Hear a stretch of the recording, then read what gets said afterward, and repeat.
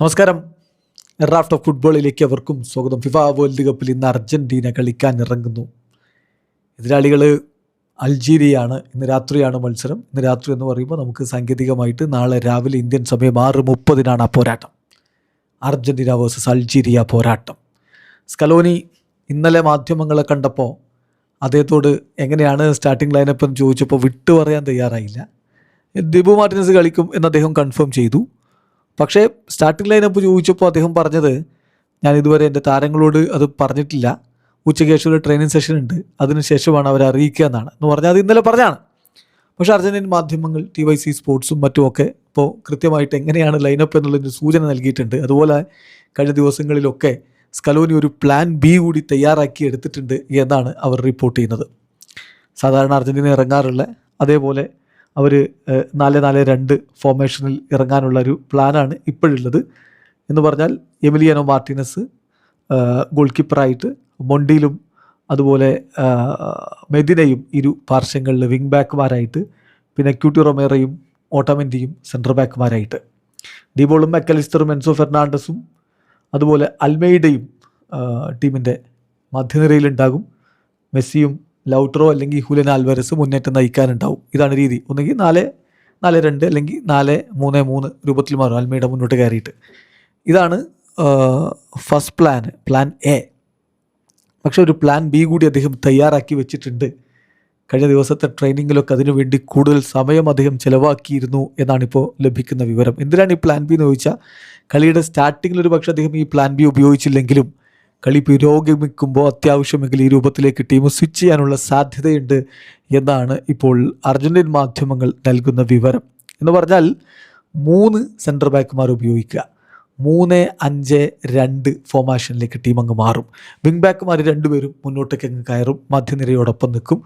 അതേസമയം 3 സെൻറ്റർ ബാക്കുമാർ ഉപയോഗിച്ച് ഡിഫൻസ് ശക്തിപ്പെടുത്തുകയും ചെയ്യും. അപ്പോൾ ഈ രൂപത്തിൽ അർജൻറ്റീന ട്രെയിനിങ് നടത്തിയിട്ടുണ്ട്. അത് കഴിഞ്ഞ 1-2 ദിവസങ്ങളിലായിട്ട് സ്കലോനി ഈ ഒരു ഫോർമേഷൻ കൂടുതലായിട്ട് ട്രെയിനിങ്ങിൽ ഉപയോഗിച്ചിട്ടുണ്ട് എന്നാണ് വിവരം. വിശദമായിട്ട് നമ്മൾ നോക്കുകയാണെങ്കിൽ ക്യൂട്ടി റൊമേറോ, ഇപ്പോൾ ഇന്നലെ ക്യൂട്ടി റൊമേറോ സെൻട്രൽ ബാക്കായിട്ട് അദ്ദേഹത്തിൻ്റെ പൊസിഷൻ സെക്യൂർഡാണ്. അദ്ദേഹത്തോടൊപ്പം നിക്കോളാസ് ഓട്ടാമെൻഡിയോ, ലിസാൻഡ്രോ മാർട്ടിനസോ രണ്ടിലൊരാൾ ഇറങ്ങിക്കൊണ്ടായിരിക്കും സ്റ്റാർട്ട് ചെയ്യുക. പക്ഷേ 3 ഡിഫൻസ് ആവശ്യമാണെന്ന് വെച്ചാൽ ഈ 3 താരങ്ങളെയും ഒരുമിച്ചിറക്കും. അതായത് Cuti Romero, Nicolas Otamendi, Lisandro Martinez എന്നിവർ ഒരുമിച്ചിറങ്ങും.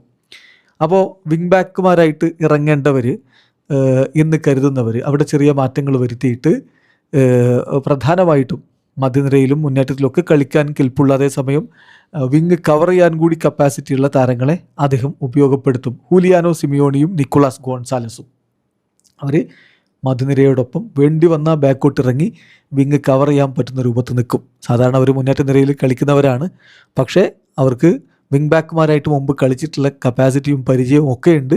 അതോടൊപ്പം ആ ഒരു പാർശ്വധാരയോട് ചേർന്നുകൊണ്ട് അങ്ങോട്ടും ഇങ്ങോട്ടും ഓപ്പറേറ്റ് ചെയ്യാനുള്ള കപ്പാസിറ്റിയുമുണ്ട്, പെനാൽറ്റി ഏരിയയിലേക്ക് കടക്കാനുള്ള നാക്കുമുണ്ട്. അപ്പോൾ അത് ഉപയോഗപ്പെടുത്താൻ വേണ്ടിയിട്ട് അത്തരത്തിലുള്ള ഒരു ഫോർമേഷൻ. അപ്പോൾ അവരോടൊപ്പം മധ്യനിരയിൽ ബാക്കി 3 മിഡ്ഫീൽഡർമാരുണ്ടാവും. അലക്സിസ് മെക്കലിസ്റ്ററും എൻസോ ഫെർണാണ്ടസും റോദ്രിഗോ ഡിബോളും. അങ്ങനെ വന്ന തിയാഗോ അൽമേഡയെ ഡ്രോപ്പ് ചെയ്യും. മുന്നേറ്റത്തിൽ ലയണൽ മെസ്സിക്കൊപ്പം ഹുലിയൻ ആൽവാരസോ അല്ലെങ്കിൽ ലൗട്രോ മാർട്ടിനസോ കളിക്കും. ഈ രൂപത്തിലേക്കുള്ളൊരു ഫോർമേഷൻ കൂടി അദ്ദേഹം ഇപ്പോൾ പ്ലാൻ ചെയ്ത് വെച്ചിട്ടുണ്ട്. വേണ്ടി വന്നാൽ ഉപയോഗപ്പെടുത്തും എന്നുള്ളതാണ്. അപ്പോൾ ഏത് ഒരു കണ്ടീഷനിലാണ് സ്കലോനി 3-5-2 ഫോർമേഷനിലേക്ക് കളി മാറ്റുക, അത് അദ്ദേഹത്തിന് തോന്നുകയാണ്, ടീമിന് കുറച്ചുകൂടി ബിൽഡപ്പ് പ്ലേ പുറകിൽ നിന്ന് ആവശ്യമുണ്ട് എന്ന് തോന്നുകയാണെങ്കിൽ, അണ്ടർ ഹൈ പ്രഷർ അത്തരത്തിലൊരു ചേഞ്ച് വരണമെങ്കിൽ ഇങ്ങനെ അദ്ദേഹം ഫോർമേഷൻ സ്വിച്ച് ചെയ്യാനുള്ള സാധ്യതയുണ്ട് എന്നുള്ളത് തന്നെയാണ് വളരെ വ്യക്തമാകുന്നത്. ലിസാൻഡ്രോയും ഓട്ടോമെൻറ്റിയും 2 സെൻറ്റർ ബാക്കുമാർ അവർക്ക് നല്ല ബോൾ കൺട്രോൾ ഉള്ളവരാണ്. അവർക്ക് ബോൾ കൃത്യമായിട്ട് സപ്ലൈ ചെയ്യാനും പറ്റും. എസ്പെഷ്യലി ലിസാൻഡ്രോ മാർട്ടിൻസ്, അദ്ദേഹം ആ വിങ്ങിൽ വേണമെങ്കിൽ വിങ് ബാക്കായിട്ടും കളിക്കാൻ കപ്പാസിറ്റിയുള്ള ആളാണ്. ഇപ്പോൾ ഇതുപോലുള്ളൊരു ഫോർമേഷൻ നേരത്തെ ഉപയോഗപ്പെടുത്തിയിട്ടുണ്ടോ എന്ന് ചോദിച്ചാൽ, സാധാരണ ഒഫീഷ്യൽ മാച്ചുകളിൽ കോച്ച് അങ്ങനെ ഇത് ഉപയോഗപ്പെടുത്തി കണ്ടിട്ടില്ല. പക്ഷേ 2022 വേൾഡ് കപ്പിൽ നെതർലൻഡ്സിനെതിരെയുള്ള ക്വാർട്ടർ ഫൈനൽസിൽ ഈ രൂപത്തിൽ അദ്ദേഹം ടീമിനെ ഒരുക്കി ഇറക്കിയിരുന്നു എന്ന കാര്യം കൂടി ഓർക്കുക. അന്ന് ഓട്ടോമെൻറ്റിയും ക്യൂട്ടി റൊമേറോയും ലിസാൻഡ്രോ മാർട്ടിനസും സെൻറ്റർ ബാക്കുമാരായിട്ട് 3 പേര് അണിനിരുന്നപ്പോൾ പാർശ്വങ്ങളിലായിട്ട് നാഹുൽ മൊളീനയും മാർക്കോസ് അക്യൂഞ്ഞയും വിങ് ബാക്കുമാരായിട്ടും ഉണ്ടായിരുന്നു. അന്നത്തെ ഇൻട്രസ്റ്റിംഗ് ആയിട്ടുള്ളൊരു കാര്യം മറുഭാഗത്ത് ഡച്ച് ടീമും സെയിം ടാക്ടിക്കൽ ഫോർമേഷനിലാണ് ഇറങ്ങിയത് എന്നുള്ളതായിരുന്നു. അതൊരു കിടിലൻ മാച്ച് ആയിരുന്നല്ലോ. ഏതായാലും ഇപ്പോൾ പ്ലാൻ എക്കൊപ്പം ഈ ഒരു പ്ലാൻ ബി കൂടി കോച്ച് റെഡിയാക്കി വെച്ചിട്ടുണ്ട്.